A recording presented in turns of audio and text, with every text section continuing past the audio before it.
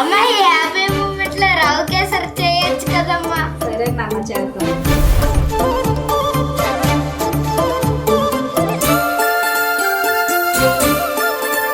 మమ్మల్ని ఆదరించిన మీ అందరికీ చాలా థ్యాంక్స్ అండి.